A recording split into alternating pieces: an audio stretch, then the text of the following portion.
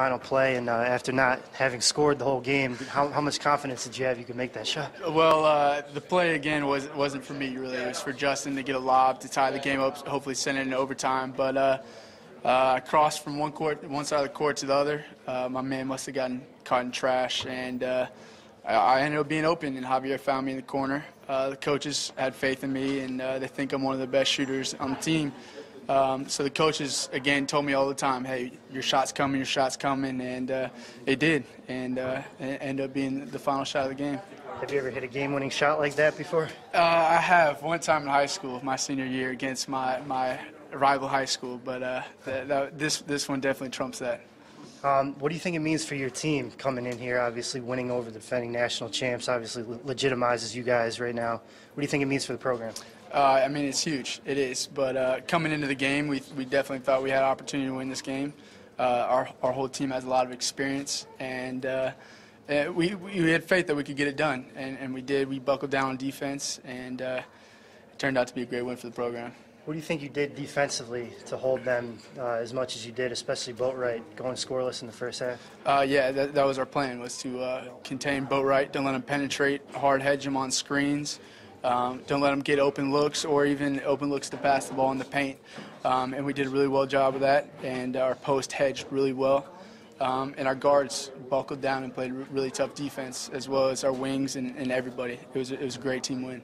Is this a win you remember, like Coach says, even if you get Alzheimer's? For the Yeah, rest of it's a lifetime long memory. Yeah, absolutely. Thanks. Thank you. Appreciate it. No problem. Thanks. First, want to ask you on the final shot. I know you said you drew it up to get a lob, but were you thinking the fact that Jack hadn't made a shot all game? How much confidence did you have in him to make that shot? Well, I told him earlier in the second half, that listen, you're going to hit a big shot. Just keep looking for it, keep shooting it. And you know, I felt really great about getting him on the court and having him get an opportunity to shoot. And it was amazing that it fell in, and I'm still in disbelief.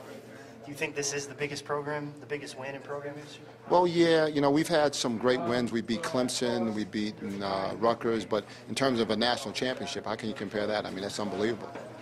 Did you see the Texas game? Yeah, of course I did. Exactly, same kind of situation with them in the last second shot, and you know, Boatwright fell down, and they ended up getting that three in the corner when he twisted his ankle. So yeah, wasn't thinking about that at the time, but now that you say it, it's eerily similar.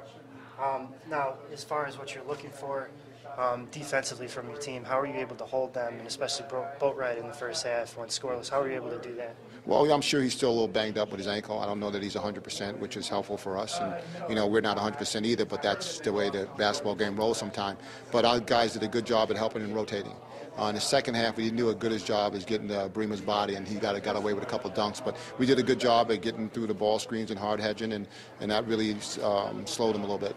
What do you think this means confidence-wise for your team going into Ivy League play? Yeah, well, Ivy League plays a long way away. We got a lot of games between now and then, but certainly our guys have got to feel confident about being able to go anywhere in the country and win. You know, this is kind of like a first-round NCAA game. And hopefully we do what's necessary and we win our conference and get there. Thanks. You're welcome. Appreciate it. You got it.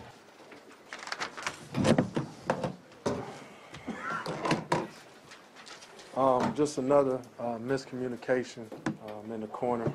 That corner is not my favorite corner. Just a situation where we keep getting down in the second half, and in the first half, and we got to come out with intensity. We got to come out and focus, and you know, it's better coaching.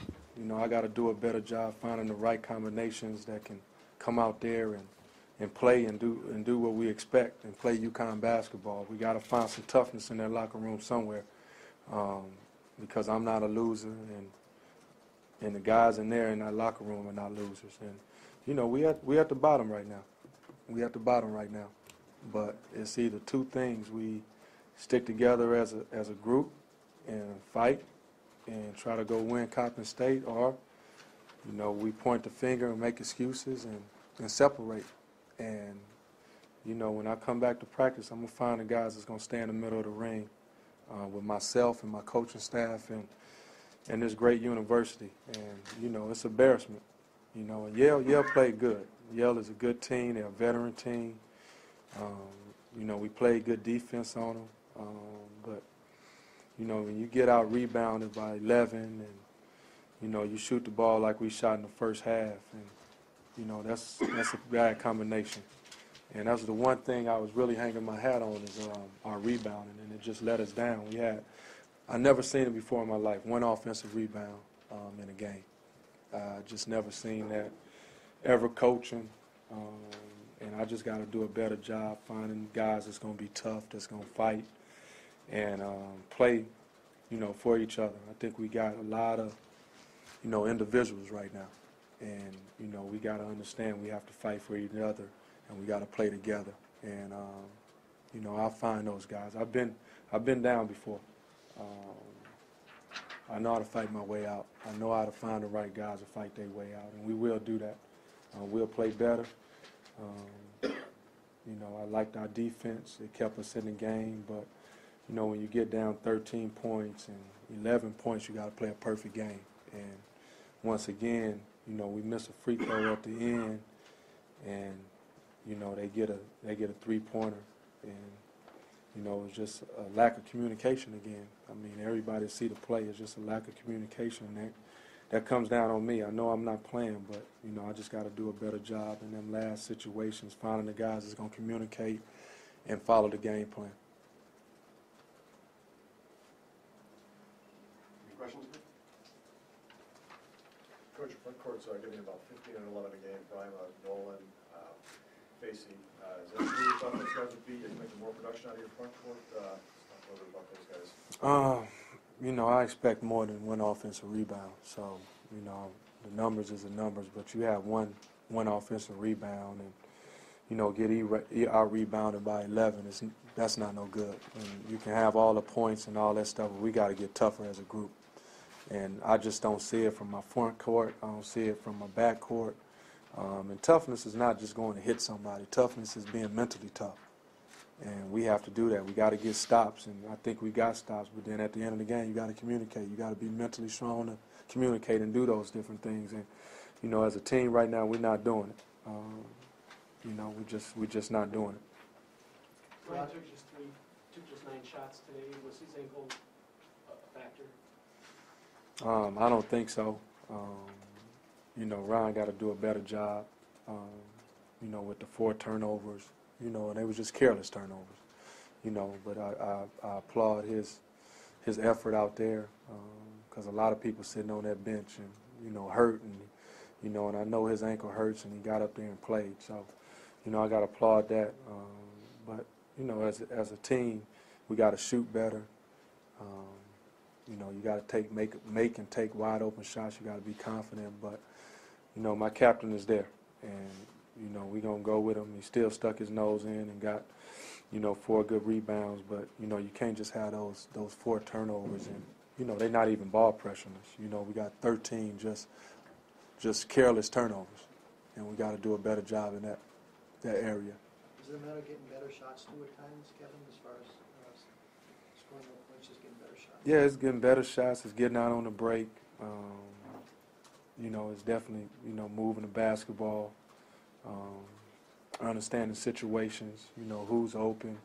We got to play off the catch. I mean, all the different things that we've been, you know, telling our guys. And, you know, we just got to do a better job in that. You know, I was proud of Amita coming in and getting his points. But at the end of the day, you got to get more rebounds.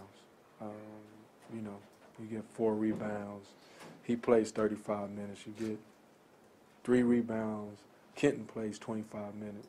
And you look at Sears, 34 minutes, 15 rebounds. So we got to get tougher. We got to find some guys that's going to get dirty and get their nose in there.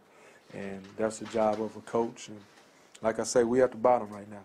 But I'm not going to give up on my team. I'm not going to give up on myself. And, you know, I'm going to just keep fighting, and my team going to keep fighting. And I just got to find the guys that's going to stick together, and not going to think individually, and going to think as a team. Kevin, 43 shots, is that low number, is that just the rebounding? Is that a reflection of your rebounding? I mean, it's rebounding, it's turnovers.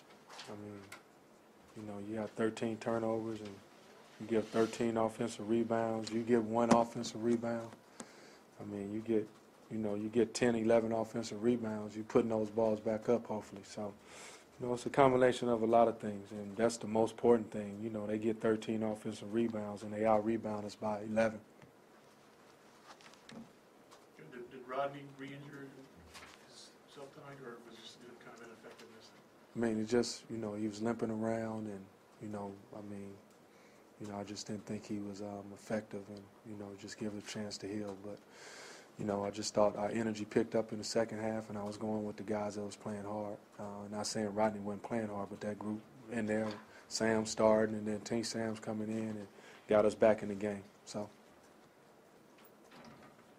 On the shot the guy made, was that a late reaction to somebody getting over there, or was there a quicker? I mean, you'll see it. I mean, Boatwright had Montague, and, he was pointing for the switch, and then Sam took a couple steps in, and, Montague just came off, and, he got open, and then Sam was late to retreat. So it was just a communication again, and it's things that we went over in practice to stop, and, we just got to do a better job reacting to late game situations and switching it, Boat called the switch, and, but we just didn't react fast enough, just kind of like in the Texas game.